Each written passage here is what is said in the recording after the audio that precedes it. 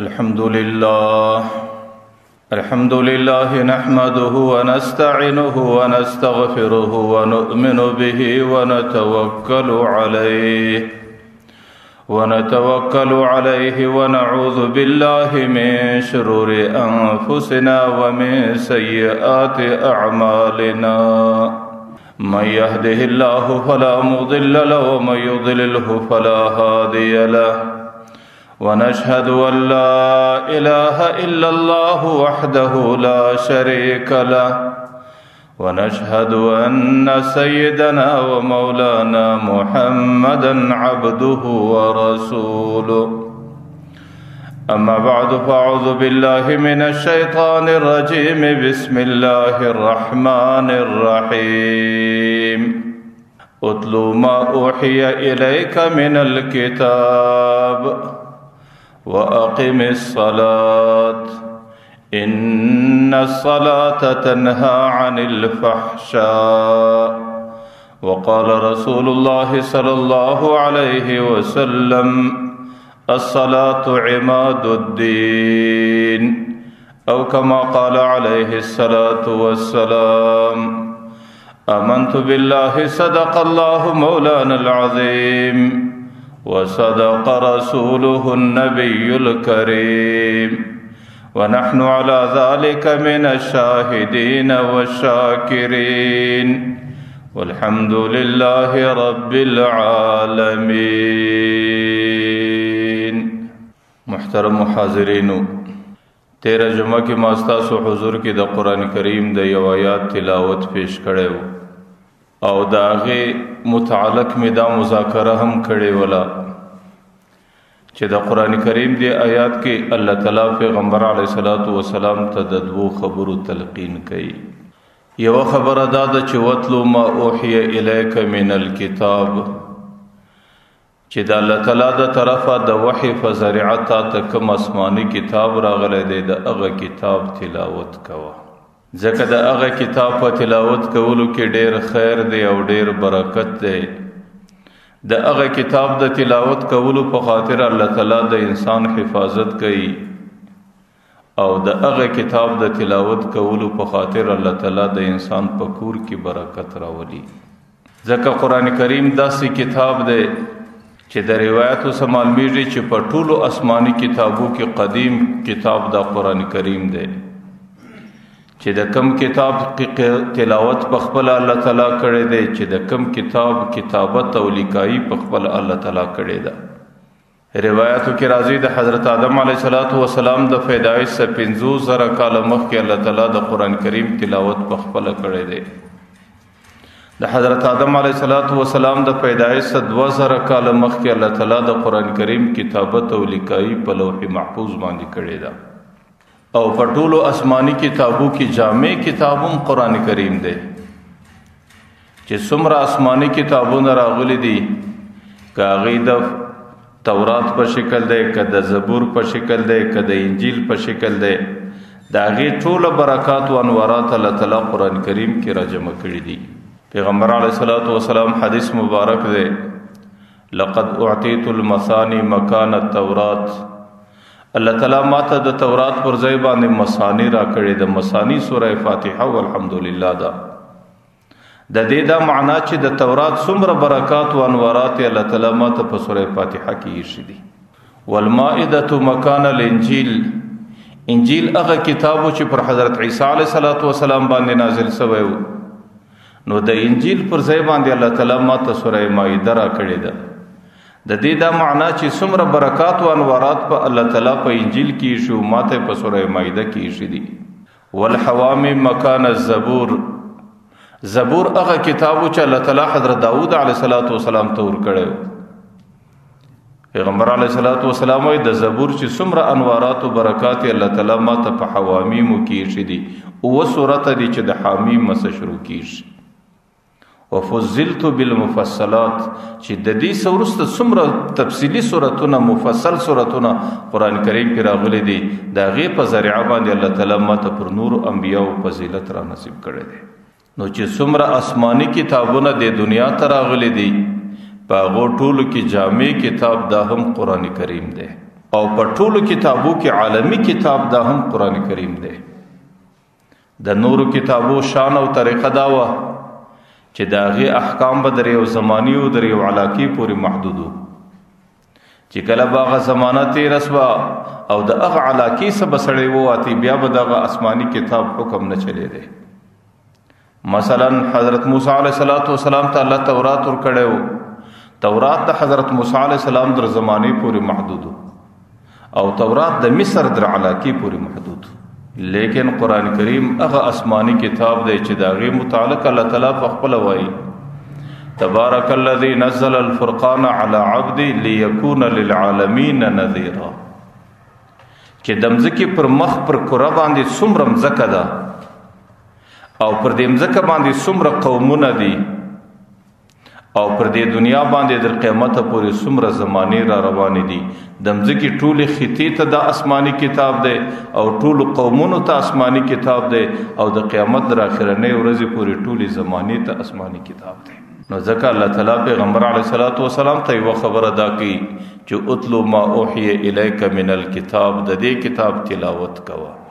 ځکه کم کور کې چې د قرآن کریم تلاوت کیږي د هغې پر سر باندې د نور خیمه ولاړی، د اسمان ملایکو ته هغه کور داسې ځلیږي لکه موږ ته چې په اسمان کې یو ستوری ځلیږي. بیا هغه خیمه د ملایکو ته رهنمایي ورکوي، لارښوونه ورکوي. پر دې خیمه باندې سیده ملایکې د اسمانه سره شو کیږي. هغې کور در سهاره پورې د ملایکو ازدحام ورشي او ملایکې د قرآن کریم و تلاوت ته ډېر شوق لري او په ډېر شوق باندې د قرآن کریم تلاوت اوري. چې په کم کور کې د قرآن کریم تلاوت کیږي نه په هغې کور کې د ملایکو ازدحامي او د هغې کور څخه د شیطانانو لرېوالی، هغې کور ته بیا شیطان نسي راتللی. چې کم کور کې د قرآن کریم تلاوت کیږي الله تعالی په هغې کور کې برکت راولي، سکون راولي، اطمینان راولي. د هغې کور د انسانانو زندگی د سکون او د اطمینان زندگی. لیکن که چیرې په هغې کور کې د قرآن کریم تلاوت نه وي بیا خو هغې کور د مشکلاتو سره مخامخ کیږي، هغې د پریشانیو سره مخامخ کیږي. په هغې کې به د اسبابو هر څومره کثرت وي لیکن د هغې کور د انسانانو زندگی به ډېره ستړې او ډېره پریشانه روانه وي. نو یو حکم الله تعالی پیغمبر علیه السلام ته دا کوي چې اتلو ما اوحی الیک من الکتاب، د قرآن کریم تلاوت کول. او دویم حکم چې الله تعالی ورته واقیم الصلاة، لمونځ کوه. لمونځ په ټولو آسماني عبادتو کې چې د اسمانه څخه څومره عبادتونه راغلي دي په هغې ټولو کې زیات محتم بشان عبادت هغه لمونځ دی. ځکه د لمانځه د ټوله دین دپاره لمونځ د ټوله دین بنیاد دی. چې کومه معاشره کې د لمانځه اهتمام وي په هغه معاشره کې د دین اهتمام وي. چې کومه معاشره کې په لمانځه کې کمزوري راسي په هغه معاشره کې د دین په ټولو کارو کې کمزوري راسي. او لمونځ د دین د عمارت دپاره او د دین د خیمې دپاره یو بهترین او اهم ستن ده. ځکه پیغمبر علیه السلام وایي الصلاة عماد الدین، لمونځ د دین ستن ده. فمن اقامها فقد اقام الدین، چې کوم چا لمانځه اهتمام کوي هغې د ټوله دین اهتمام وکړي. او من ترکها فقد ترک الدین، چې کوم چا لمونځ پرېښوي هغې دین پرېښوي. او لمونځ دا د مسلمان شان دی او دا د مسلمان د اسلام علامه ده. پیغمبر علیه السلام وایي بین المرء والعبد ترک الصلاة، د بندو د انسان او د دې بنده په مابین کې یا بین العبد والکفر ترک الصلاة، د بندو د کفر په مابین کې د لمانځه پرېښول دي. الا من ترکها فقد کفر، چې کوم چا لمونځ پرېښوي هغې د کفر حدودو ته ځان رسي. نو لمونځ په ټولو عباداتو کې اهم ترین عبادت دی. ځکه الله تعالی پیغمبر علیه السلام ته دویمه خبره د لمانځه کوي واقیموا الصلاة. لیکن دې ځای باندې زه یوه خبره کوم، هغه دا ده چې الله تعالی پیغمبر علیه السلام ته دا نه وایي چې افعلوا الصلاة، د لمانځه فعل کوه. دا نه ورته چې ادى الصلاة، لمانځ ادا کوه. لیکن د هغې بجای دا ورته وایي واقیموا الصلاة، لمونځ قایموه. د لمانځه قایمول څه مطلب؟ حضرت عبدالله ابن عباس وایي چې د لمانځه قایمول دا دی چې لمانځه کې به ظاهرا د څلورو خبرو خیال سړی ساتي. ظاهرا قایمول، په لمانځه کې رکوع ده، سجده ده. د رکوع څخه چې راپورته سي دې ته قومه وایي، او د سجدې څخه چې راپورته سي دې ته جلسه وایي. که چیرې یو سړی په لمانځه کې د څلورو خبرو خیال وساتي، رکوع په ښه شکل او قوم او سجده په ښه شکل، او د رکوع سره راپورته کېدل قومه په ښه شکل، او د سجدې سره راپورته کېدل جلسه په ښه شکل، که چیرې د څلور خبرې سړی په ښه طریقه ادا کړي، د دې معنا دا ده چې دې لمونځ په ښه طریقه باندې دی. دې ته اقامت المانځه ویل کېږي. او په باطن کې خپل زړه په لمانځه کې مکمل بندول، او خپل زړه لمانځه ته مکمل متوجه کول، او د خپل زړه حالات او تصورات د لمانځه په ارکانو کې محدود ساتل، دې ته ویل کېږي د لمانځه اقامت. بعض محدثین وایي چې نه، د لمانځه اقامت دې ته ویل کېږي چې د لمانځه دپاره به سړی اهتمام کوي، د لمانځه دپاره به د وخت څخه تیاری کېږي، د ټولو څه مخکې به یو ګټ د ځان پاکي او اودس کول کېږي، د هغې څه وروسته به صفا لباس او جامه اغوستل کېږي، د هغې څه وروسته به په ښه وخت کې مسجد له تګ کېږي، او په صفیاول کې به د لمانځه انتظار سړی کوي، او چې کله امام رالی په جماعت سره په تکبیر اولا سره په ښه خشوع ښه خضوع عاجزي سره لمونځ کول، دې ته ویل کېږي د لمانځه اقامت. نو الله تعالی پیغمبر علیه السلام ته وایي واقیم الصلاة، د لمانځه اقامت کوه. تاسو ګورئ په دنیا کې چې د انسان کم جذباتي تعلقات دي، د جذباتي تعلقاتو انداز دا په دوه شکله وي.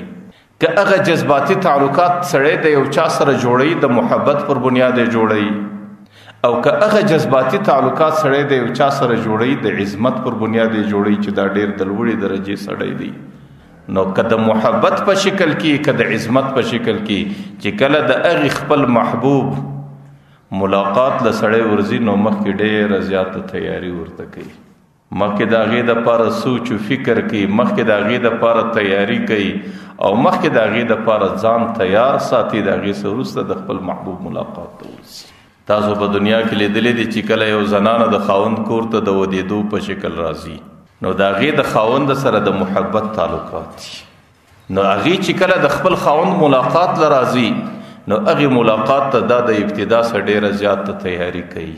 د هغه تیاری شکل یو شکل دا دی چې دا ظاهرا زیب و زینت او ځان ښایسته کول، او بیا دا د ځانه سره فکر کوي چې زه به په دې ملاقات کې د خاوند سره څنګه خبرې کوم، چې زه خاوند خوشحاله وساتم، زه خاوند راضي وساتم، زه د خاوند زړه خوشحاله وساتم، او زه د خپل خاوند زړه ځان ته خپل کړم. نو د دې دپاره بیا زنانه فکر کوي، بیا زنانه د دې دپاره تیاری کوي، او د ډېره وخته څه د دې خبرو په فکر او په غم کې، حالانکه هغه یو عارضي محبت دی، یو عارضي تعلق دی.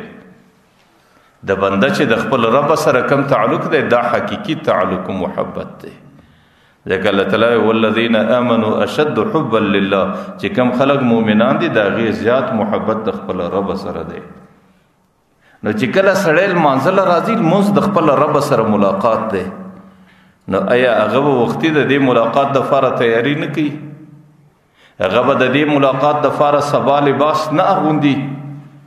هغه به د دې ملاقات دپاره ځان نه خوشبویه کوي؟ آیا هغې به په دې ملاقات کې دا کوشش نه کوي چې زما محبوب زما سره راضي او زما محبوب زما سره خوشحاله سي؟ نو هغې به په دې ملاقات کې دا عادت خپلوي چې د خپل محبوب رضا او د خپل محبوب خوشحالي د دې په نصیب سي.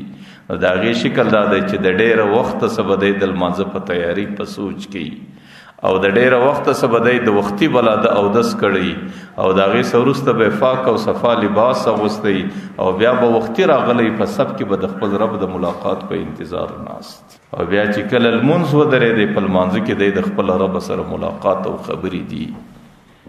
چې کله دی په لمانځه باندې وایي الحمدلله رب العالمین، دا د خبره د الله تعالی څه ورته وایي، الله تعالی ورته وایي حمدنی عبدي، زما بنده خو زما حمد ووایي. چې کله دی وایي الرحمن الرحیم، نو الله تعالی دستی ورته وایي اثنا علی عبدي، بنده خو زما ثنا او صفت وکړي. چې کله دی وایي مالک یوم الدین، نو الله تعالی جواب ورکوي ورته وایي مجدنی عبدي، زما بنده خو زما ډېر عظمت او ډېر لویي بیان کړه. چې کله دی وای ایاک نعبد و ایاک نستعين، یا الله عبادت زما کار دی، استعانت و مدد تا کار دی. الله تعالی ورته هذا بیني و بین عبدي، ای بنده زما استاد دغه معاهده ده، بس ته عبادت کوه زبد مدد کوم. ورته چې دا معاهده وسوله نو الله تعالی ورته ولی عبدي ما سأل، زما بنده چې څه غواړي هغه وغواړه.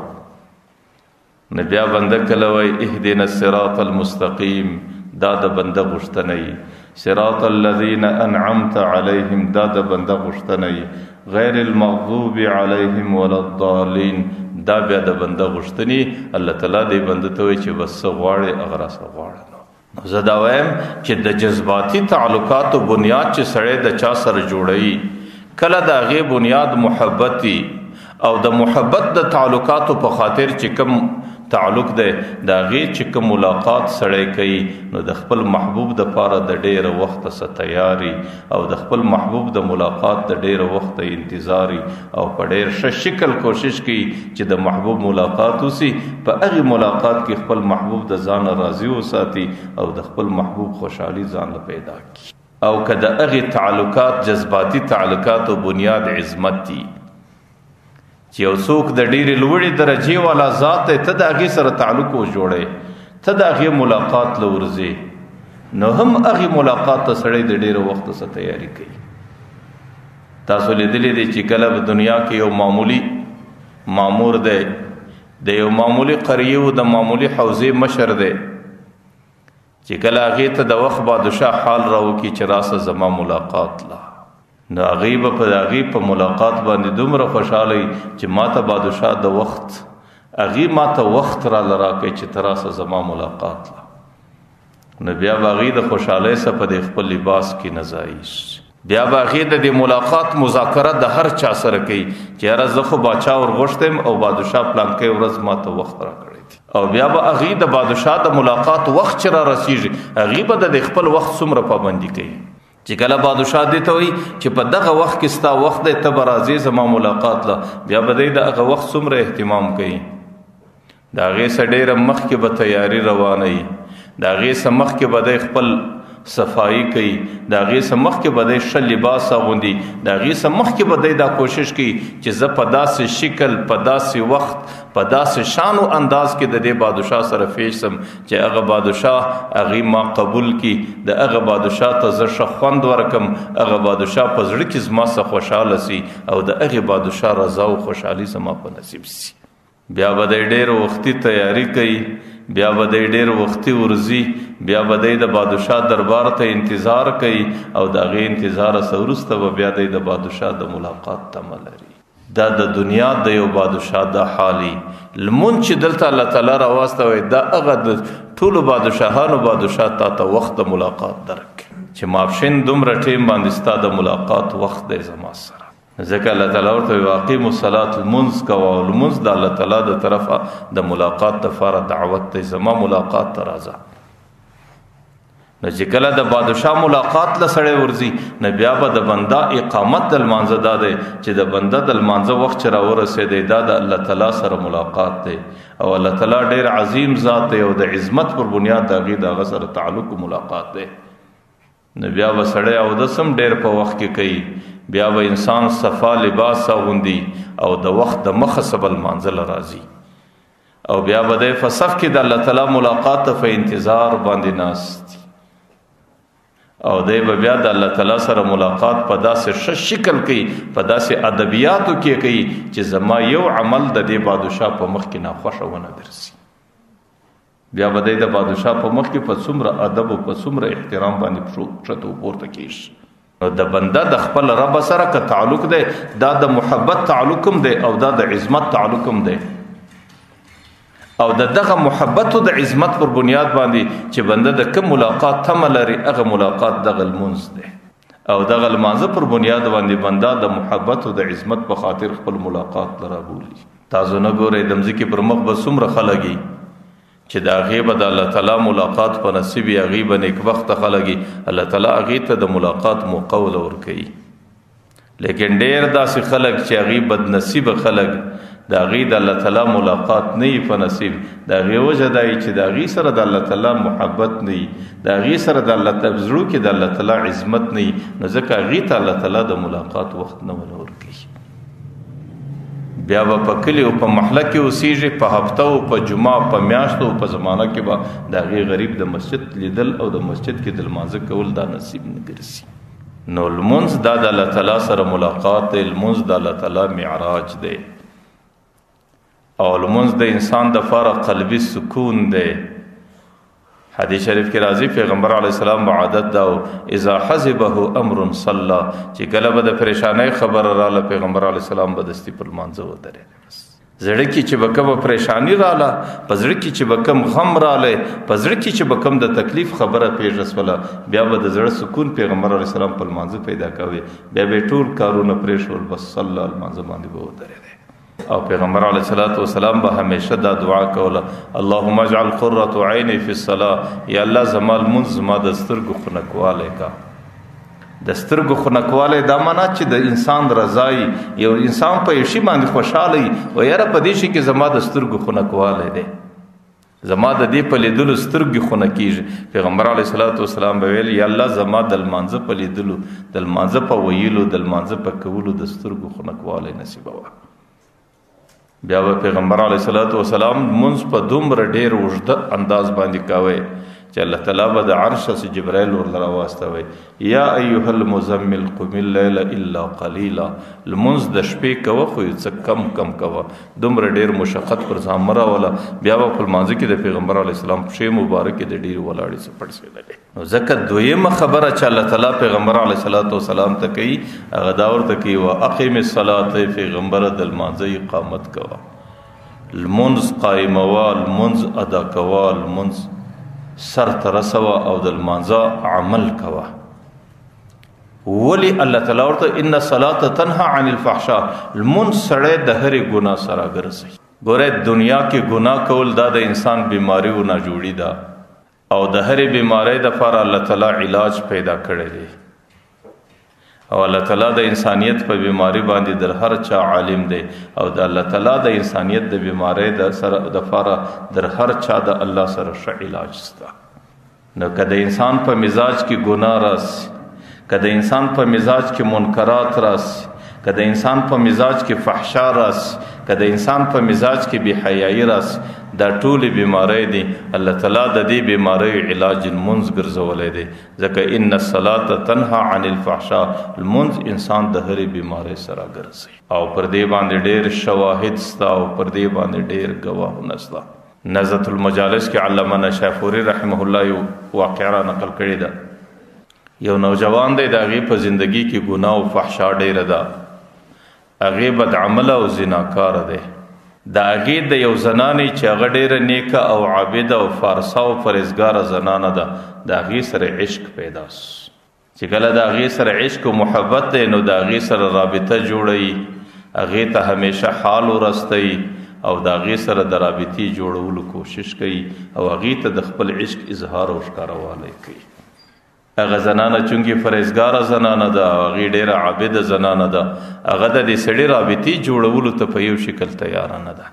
هغې زنانې د دې سړي د عشق رابطه او معامله د خپل خاوند سره شریکه کړه چې دا سړی زما سره نه کښېني او زما سره رابطه جوړوي او زما سره تعلق جوړول غواړي، زه د دې سړي علاج څنګه وکړم، زه د دې سړي څخه ځان څنګه خلاص کړم، او زه د دې سړي د دې عمله څخه د ځان حفاظت څنګه وکړم. د هغې زنانې خاوند هغې عالم دی، هغې د کلي امام دی، هر څه چې دی. نو هغه عالم ورته ویل زنانې ته دې سړي ته یو شرط پیش کړه، ورته زه ستا سره تعلق جوړوم او زه ستا ټولې مطالبې او طلب در پوره کوم، او زه ستا د عشق تقاضا در پوره کوم، خو لیکن زما د طرفه پر تا باندې یو شرط دی. هغه شرط دا دی چې ته زما د خاوند په اقتدا کې 40 ورځې لمونځ په تکبیر اوله باندې وکړه، د هغې څه وروسته بیا زه ستا هرې مطالبې ته تیار یم. بس زما دا یو شرط. چې کله زنانې هغه خپل عاشق ته دا شرط پیش کړي نو هغې ورته ویل چې دا شرط خو ډېر اسانه دی. هغې په ډېر شوق باندې د دې شرط پوره کولو ته تیار شو. چې کله 40 ورځې هغې په تکبیر اوله باندې دغه عالمه څه وروسته لمونځ وکړي هغه عالم ته الله تعالی تقوا او پرهیز ورکړی دی. پیغمبر علیه الصلاۃ والسلام من صلى خلف عالم تقی، چې چا د یو فرهیزګار عالم او شاته لمونځ وکړي فکأنما صلى خلف نبی، لکه هغوی چې د نبی په اقتدا کې لمونځ وکړي. بیا خو په هغه لمانځه کې ډېر برکات دي، په هغه لمانځه کې ډېر انوارات او اثرات دي. چې کله 40 ورځې پرس ولې هغه زنانې به طور امتحان هغه سړي ته حال ورواستوي چې سړی چې کم شرط ما در باندې شي هغه شرط خو پرس نو هغه سړي دستي دي زنانې ته چې زنانې چې کم وخت کې ته زما د خدمت قابله وې ته زما خدمت ته تیار نه وې، چې کم وخت اوس زه ستا د خدمت وخت را ورسېدی نو زه بیا ستا و خدمت کولو ته تیار نه یم، ځکه زما چې کم عشق او هغې د مجاز څه حقیقت ته ورسېدی، زما یو عشق او هغې د بنده سه خپل رب ته ورسېدی. زه اوس د خپل رب د طاعت، د خپل رب د عبادت، د خپل رب د عشق، د خپل رب د مرضا پر کولو بغیر و نور هیڅ نه تیارېږم. نو هغه عاشق دستي هغه زنانې ته جواب ورکړي چې نور زما او ستا د رابطې او د تعلق جوړولو هیڅ ترتیب پاته نه دی. هغه زنانې دستي دا واقعه خپل خاوند ته ذکر کړه. نو هغه خاوند په ډېره زور دا ویل چې الله تعالی ډېر کریم ذات دی، الله ډېر صادق ذات دی. هغې هر ځای دا ویلي دي ان الصلاة تنهى عن الفحشاء والمنکر، لمونځ چې دی هغې د بېکاره کارو څخه سړی راګرځوي. ځکه الله تعالی پیغمبر علیه الصلاة والسلام ته وایي واقم الصلاة، لمونځ کوه، د لمانځه اهتمام کوه، د لمانځه عبادت کوه، ځکه لمانځه کې دا برکت دی. ان الصلاة تنهى عن الفحشاء، الله تعالی د لمانځه په ذریعه باندې سړی د بیکاره اعمالو سره ګرځوي. ډېر ځله بعضې ملګري نوجوانان څو کې د واټساپ زمانه ده، هغې کله وایي مولوي صاحب په دې ګناه باندې اخته یم ته یو دعا راوښی، کله وایي مولوي صاحب په دې ګناه باندې اخته یم ته یو طریقه راوښی، ته یو ذکر راوښی. نو زه وایم چې د ګناه پرېښولو د ټولو څه بهترینه طریقه، د ګناه څخه د راګرځېدلو د ټولو څه بهترین ذکر هغه دا دی چې سړی لمونځ په اهتمام باندې وکړي. بیا خاص کر د هغې دپاره یوه نسخه دا ده چې 40 ورځې د دی لمونځ په تکبیر اولا او په جماعتو په ښه طریقه باندې وکړي. بیا به د هغې ګناه څخه ده ته توبه کښل اسانوي، بیا به د هغې ګناه څخه ده ته راګرځېدل اسانوي، بیا به د هغې ګناه څخه الله تعالی ده ته د توبې کښلو او د راګرځېدلو توفیق ورنصیب کوي. ځکه لمونځ هغه عمل دی چې الله تعالی خپله پیغمبر علیه الصلاة والسلام ته ان الصلاة تنهى عن الفحشاء، لمونځ سړی د ګناه سره ګرځوي. حضرت ابواليسر رضی الله عنه یو صحابي دی، غالبا د ترمذي شریف روایت دی، د خپل حال ذکر کوي، خپل واقعه ذکر کوي. وایي مدینه منوره کې زما د خورما او د کجورو خرڅولو دکانداري وه. دې دوران کې یو زنانه راله چې هغې ته الله تعالی حسن او جمال ورکړی او د انسان سره شیطان ملګری دی. ان شیطان یجری من الانسان مجرى الدم، د انسان په وینو کې روان دی. او چې کله شیطان خپل زور واخلي د انسان په بدن کې دا وینه جوش واخلي، در هغې وخته پورې دا وینه ارامېږي نه چې در څو پورې سړی په ګناه اخته کړی. چې هغه زنانه راښکاره سوه دکاندارۍ ته راله، هغې ته الله تعالی حسن ورکړی دی، لیکن ساده سیده زنانه ده، د هر قسمه ګناه صفاقه زنانه ده او ګناه ته بالکل فکر نسته او د ګناه څخه غافله زنانه ده. والمحسنات الغافلات، او د زنانې غفلت دا د زنانې حسن دی چې هغې د دې خبرو څه نه خبره وي. چې کله هغه زنانه راله زما په بدن کې شیطان حرکت وکړي، نو زما هغه زنانې ته اراده بدله سوله او ما هغې زنانې ته ویل چې ته د خرماو لیدل کوې، د خرماو رانیول کوې، دکان ته د ننه راسه دلته نور انواع نور اقسام د خرما پراته دي، دا م وګوره. هغه زنانه زما په مکر باندې پوه نه وه، هغې زما د شیطان په دوکه باندې پوه نه وه، هغې دې دکان ته راننوتله. چې کله دکان ته راننوتله پر ما باندې شیطان او شهوت غالب، ما په حرامه طریقه د هغې زنانې پر مخ باندې مچه ورکړه. لیکن چونکه صحابي دی او د پیغمبر علیه الصلاة والسلام صحبت یافته خلک، صحابه و چې به ګناه وکړله، بلکې عام مومن چې ګناه وکړي د هغې باندې بیا هغه ګناه ډېره بوج. پیغمبر علیه الصلاة والسلام وایي مومن چې ګناه وکړي د هغې پر بدن باندې پر سر باندې داسې بوج پروت وي لکه د یو چا پر سر چې د احد غر پروت وي، چې درڅو پرې د هغه ګناه څخه توبه نه کړلې، چې درڅو پرې هغه ګناه د خپل عملنامې څخه لرې کړې نه، در هغه وخت دته آرام نور کول کیږي. ورته منافق چې بیا کله ګناه وکي هغې ته دومره تکلیف ورکوي لکه د سړي پر پزه چې مچ کښي، بس چې ماس د لاس دی کې مچ والوتوي، بس د ګناه هغه پریشاني ختمه شوه.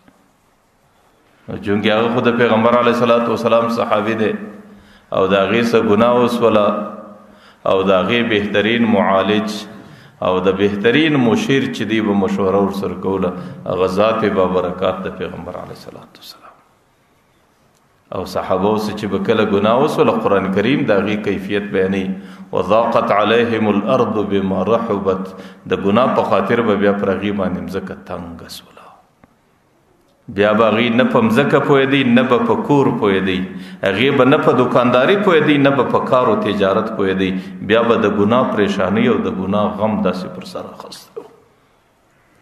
آخر به داسې وضاقت، قرآن کریم وضاقت علیهم انفسهم، بیا به پر دې باندې خپله نفستنګي راتله، د خپله ځانه څه به بیزار و، د خپلې زندګۍ څه به بیزار و، چې در څو پورې به د ګناه څخه توبه نه وه کښلې، در هغه وخته پورې بیا د ده په زندګي کې آرام نه راتلی. نو حضرت ابواليوسف رضی الله عنه وایي زما څخه چې کله ګناه وسوله د هغې ګناه په خاطر زه ډېر بېتابه سوم، او چې کله ډېر ناقرار او ډېر بېتابه سوم، د قرار ځای او د علاج ځای او د خلاصون ځای هغه د پیغمبر علیه الصلاة والسلام ذات بابرکاتو په منډه رالم پیغمبر علیه السلام ته، د الله رسوله هلکتو زه خو تباه سوم، زه خو هلاک سوم. پیغمبر علیه السلام ورته وایي څنګه هلاک سوی؟ ماره ورته چې د پلانکې زنانې ته مې په دوکه کې د هغې سره داسې عمل راسه. پیغمبر علیه الصلاة والسلام چې کله پوښتنه وسوله نو هغه زنانه د یو مجاهد زنانه وه، هغه مجاهد په جهادي سفر کې تللی و، او پیغمبر علیه الصلاة والسلام چې به کوم څوک په جهادي سفر کې تللی نو د پاته خلکو ته به د کور حفاظت پر ذمه ورکوئ چې د مجاهد د کور حفاظت به تاسو کوئ.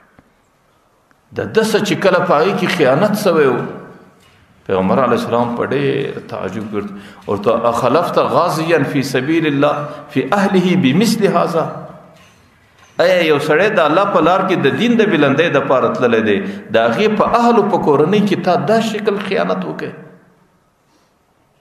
حضرت ابواليوسف وایي پر ما باندې د پیغمبر علیه السلام خبره دونه درنه سوه، مال کاش د دې څه مخکې ما اسلام نه وای راوړی، اسلام مې د دې څه وروسته راوړی وای، ځکه د اسلام راوړلو په خاطر ټولې ګناوې ختمیږي. او زه پر دې باندې بیریدم چې اوس د اسمانه څخه حضرت جبرائیل علیه الصلاة والسلام زما رسوایي رانوړي او زما رسوایي به تر قیامته پورې په قرآن کې بیا، او زه په پیغمبر علیه السلام ته چې ما کتل د پیغمبر علیه الصلاة والسلام چې څومره پریشانی وه، زه پر دې باندې بیریدم چې اوس د اسمانه څخه پر ما باندې د ډبرو باران راشه ورسي. وایي چې کله پیغمبر علیه الصلاة والسلام سر زړولی دی، زه د هغې مخ ته ورته ناست یم او زما د سترګو څه اوښکې بهیږي، او پیغمبر علیه الصلاة والسلام په ډېر سخت کیفیت کې دی. د پیغمبر علیه الصلاة والسلام باندې دستي د اسمانه څه وحي را روانه شي، چې کله وحي راغلی د هغې څه وروسته پیغمبر علیه الصلاة والسلام د وحي کیفیت ختم سو، پیغمبر علیه السلام سر راپورته کوي، ماره ماته دا آیات تلاوت کوي، اقم الصلاة طرفی النهار وزلفا من الليل ان الحسنات یذهبن السیئات. اور سړی لمونځ په اهتمام باندې شروع کړه، سهار و ماښام لمونځ په اقامت، په جماعت، په تکبیر اولا کوه او د لمانځه ښه اهتمام کوه. وزلفا من اللیل، د شپې هم د لمانځه عادت جوړ کړئ اوسه. ولې؟ ځکه لمونځ دا حسنه ده، ان الحسنات یذهبن السیئات، چې کوم سړی په نیکو اعمالو کې راسي هغې الله تعالی د دې بدو اعمالو کفاره جوړوي، د هغې په ذریعه الله تعالی د بدو اعمالو څخه سړی خلاصوي. حضرت ابواليوسف وایي چې کله پیغمبر علیه الصلاة والسلام دا آیات تلاوت کوي په مجلس کې چې څومره صحابه ناست دي هغه ټول راوغورځېدل، مره هر صحابي ناره کې هذا خاصة له یا رسول الله ام لعامة المسلمین، ایا دا حکم صرف د ابواليوسف دپاره الله راواستوی چې د هغې څه ګناه وسي لمونځ وکړي او بیا په لمانځه سره الله تعالی هغه ګناه ختموي؟ ام لعامة المسلمین، که دا حکم د عامو مسلمانانو دپاره دی؟ نه، پیغمبر علیه الصلاة والسلام ورته بل لعامة المسلمین، الله تعالی د عامو مسلمانانو دپاره دا قاعده بیان کړې ده چې کم سړی سه ګناه وسی او د ګناه کفاره کول غواړي نو بیا د ورځې لمنځونه کوي او د شپې د لمنځونه کوي او هغه لمانځه په ذریعه به الله تعالی دا حسنات دي د هغې حسناتو په ذریعه به د زندګۍ او د عمل نامې څه سیئات ختموي. ځکه پیغمبر علیه الصلاۃ والسلام ځکه الله تعالی پیغمبر علیه الصلاۃ والسلام ته یو حکم هم دا کوي واقم الصلاة تلمنځ کوه د لمانځه اقامت د لمانځه عمل کوه ان الصلاة تنهى عن الفحشاء لمونځ سړی د بد عمله سره ګرځوي. مدینه منوره کې د پیغمبر علیه الصلاۃ والسلام زندگی تیرېدله. یو انصاری صحابي دی هغې د پیغمبر علیه الصلاۃ والسلام په اقتدا کې همیشه لمونځ کوي لیکن د هغې د نوجوانۍ زمانه ده د هغې نفس او شیطان په جوش کې دی نو هغې د دې سره سره د بدو اعمالو څخه د خپل ځان حفاظت نشي کولی.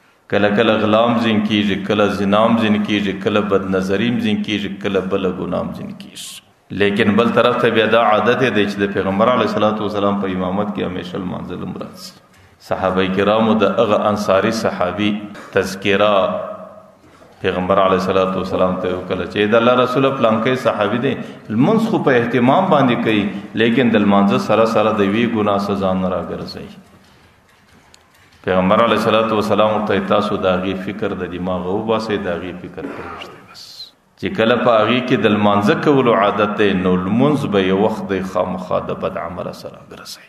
څه زمانه چې تېره سوله نو بیا هغه سړی هغې نیک عمله سو هغې د ګناه څخه فریض وکړي او بیا به د پیغمبر علیه الصلاۃ والسلام په مجلس کې همیشه کښېناستی او صحابه بیا د هغې د نیک عمله ذکر هم پیغمبر علیه السلام ته وکړي. پیغمبر علیه الصلاۃ والسلام ویل چې ګوره دا سړی یو قسم مرض ناجوړو په مرض باندې اخته و ځکه ګناه د انسان مرض او ناجوړي ده او دا د الله فیصله ده وما من داء الا وله دواء. په دنیا کې چې هر مرض راسي د هغې دپاره الله دوا او علاج پیدا کړی دی او د دې ګناه څخه د راګرځېدلو دپاره الله تعالی بهترینه دوا هغه د لمانځه اقامت کړی دی. ځکه الله ان الصلاة تنهى عن الفحشاء مونږ سړی د ګناه سره راګرځوي. نو چونکې هغه سړي دوا استعمالوله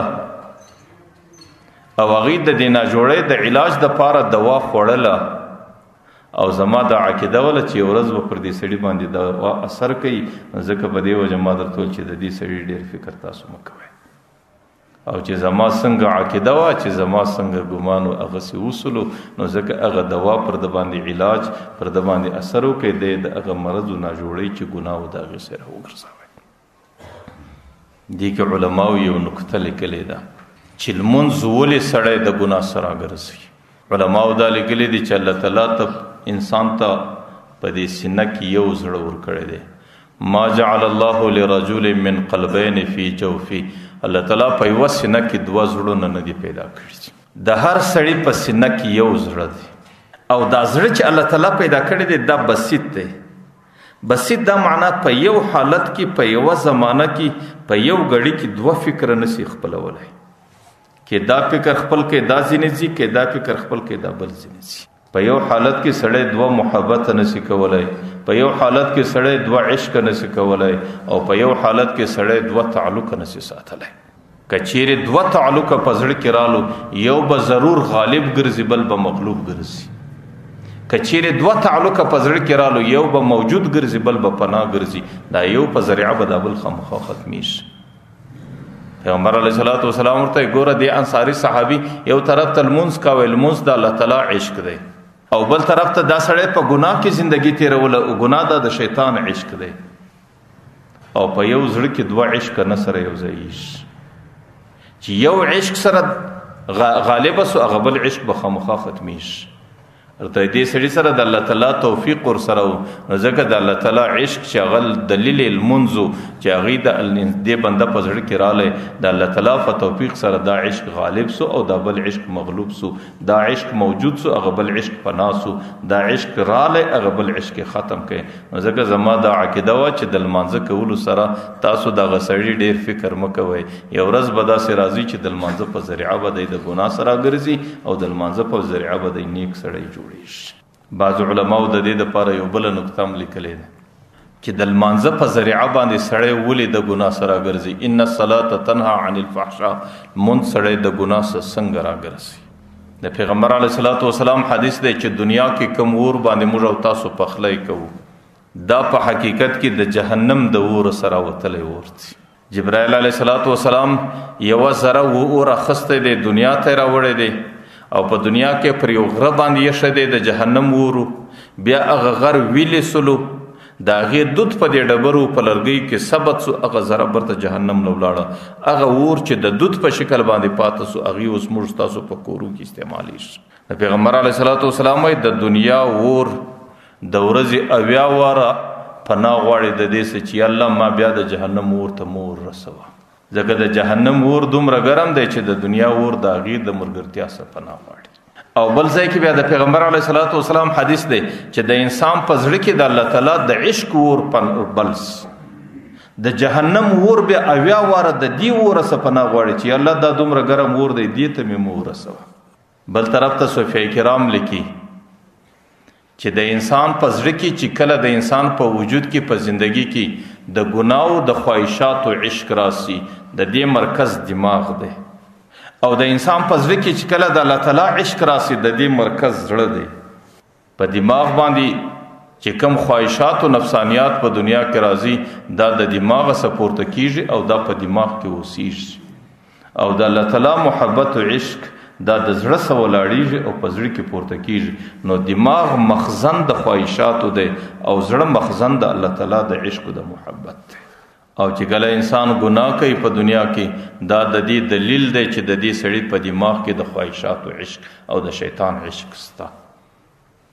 او چې کله یو سړی لمونځ کوي عبادت کوي دا بیا د دې دلیل دی چې د دې انسان په زړه کې د الله تعالی عشق ستا.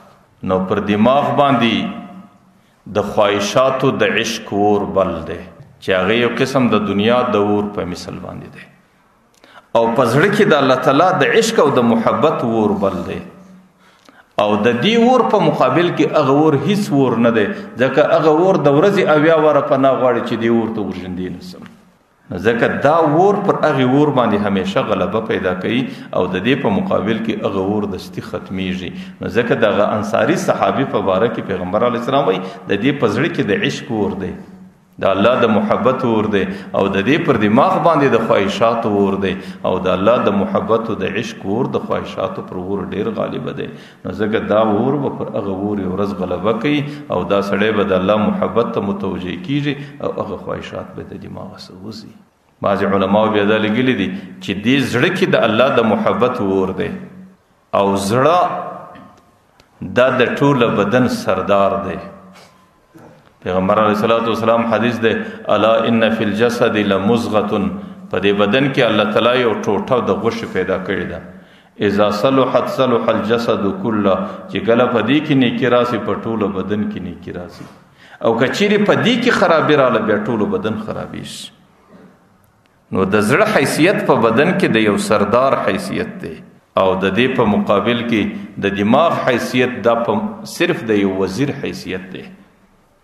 او په یو مملکت کې چې کله د بادشاه او د وزیر خواهشات سره مخالف سي نو بادشاه ضرور پر وزیر باندې غالب راځي. نو د زړه عشق چې د الله تعالی عشق دی هغه ضرور د دماغ او د خواهشاتو پر عشق باندې غالب راځي.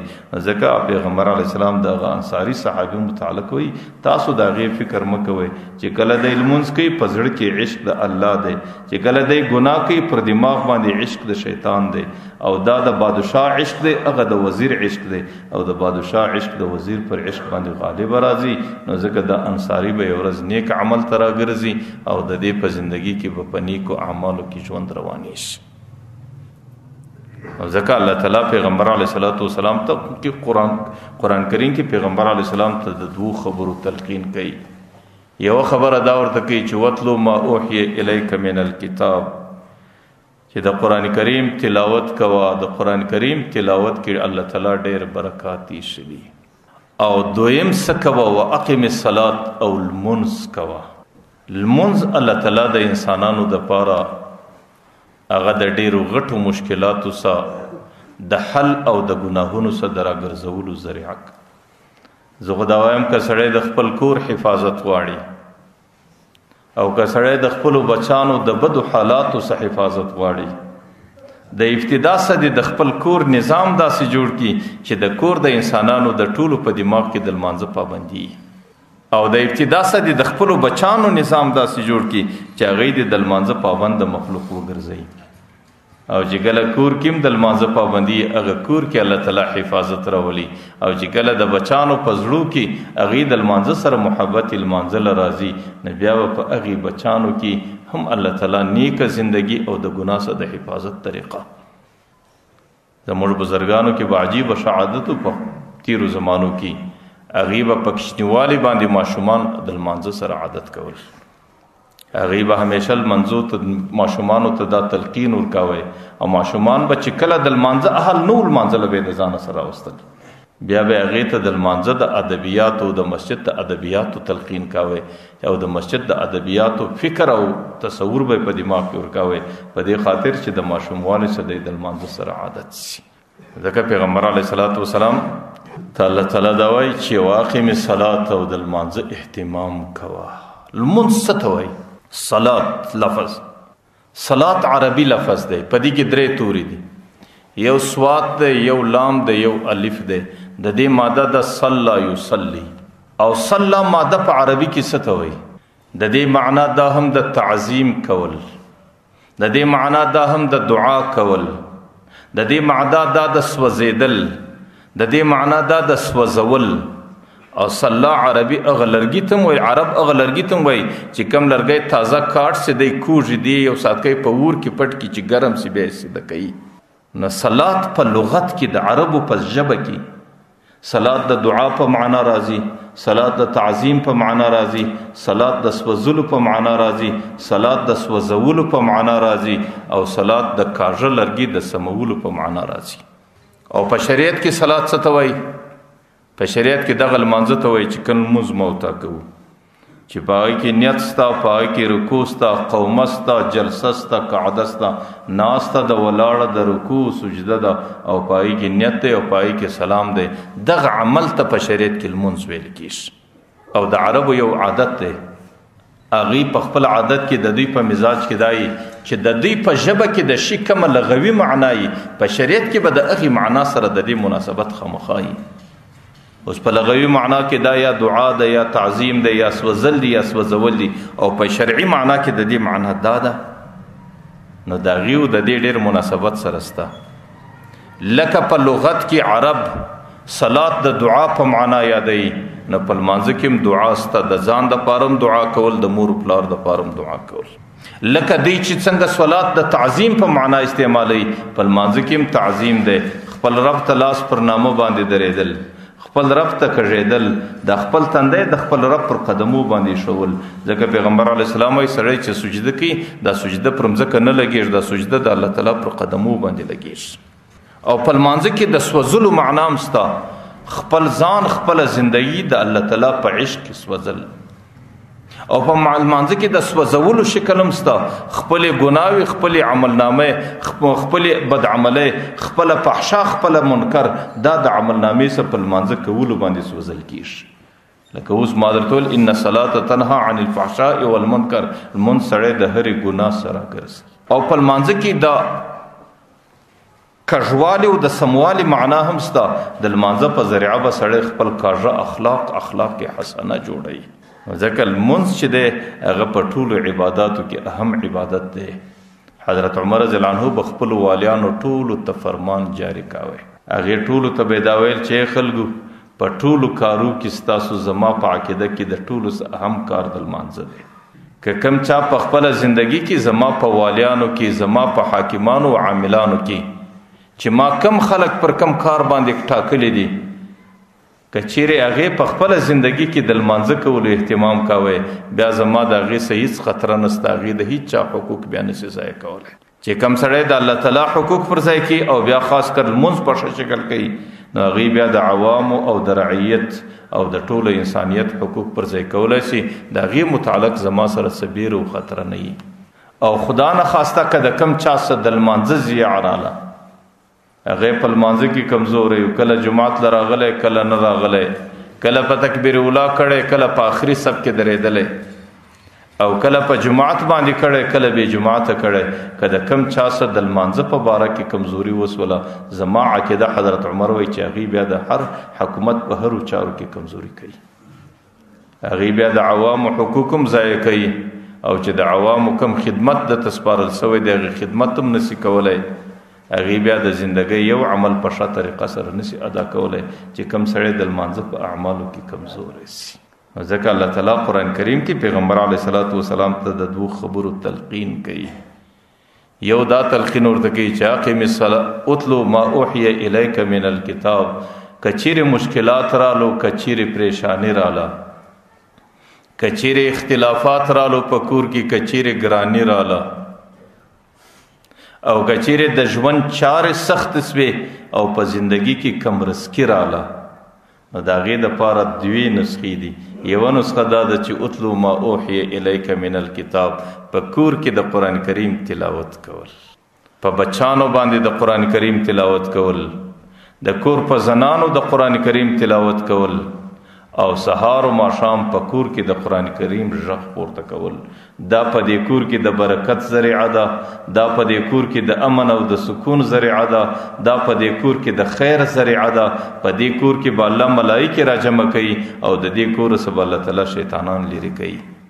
او دویمه طریقه دا ده چې واقم الصلاة، که چیرې زمانه د فتنو راله، د ستړو راله، زمانه د گناهونو راله، صغیره گناهونه، کبیره گناهونه، فټ گناهونه، ښکاره گناهونه، یا دې د ځان حفاظت نسو کولی، یا دې د گناهونو د بچانو حفاظت نسو کولی، چې ځانم د ګناه څخه نسم ساتلی، بچی هم د ګناه څخه نسم ساتلی.